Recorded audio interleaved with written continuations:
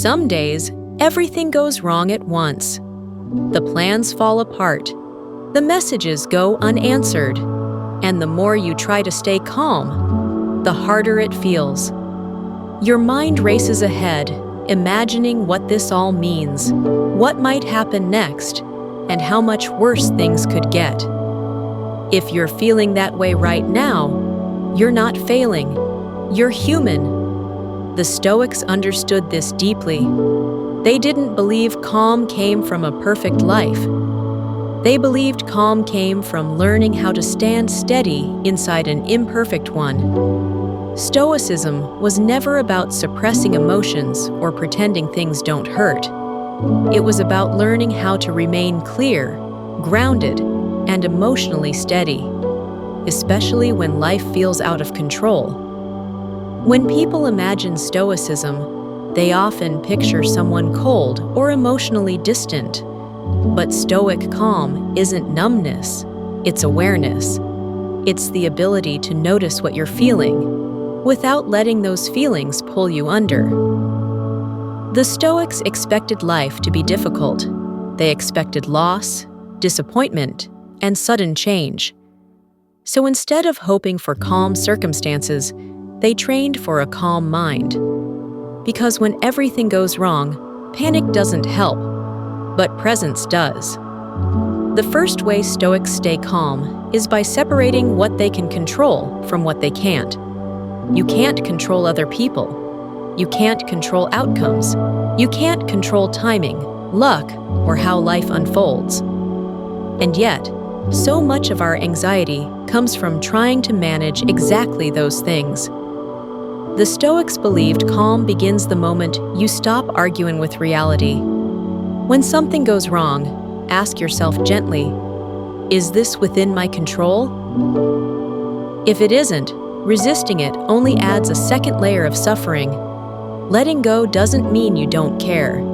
It means you're choosing not to exhaust yourself fighting what already exists. And in that release, your nervous system softens, your breath deepens, your mind becomes quieter.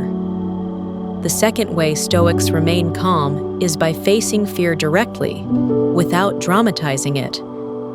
Instead of avoiding uncomfortable thoughts, they would calmly ask, what's the worst that could happen?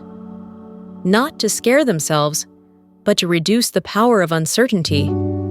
Fear grows in the unknown, but when you name it, it shrinks.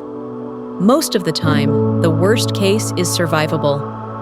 Uncomfortable, yes. Painful, maybe, but rarely unbearable. The Stoics believed that rehearsing difficulty builds emotional resilience. When life goes wrong, instead of spiraling, try asking, if this happens, can I handle it?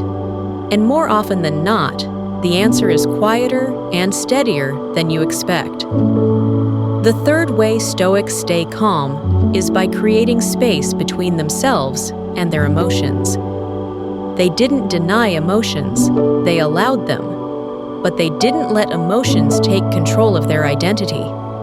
Instead of saying, I am angry, they thought, I am experiencing anger.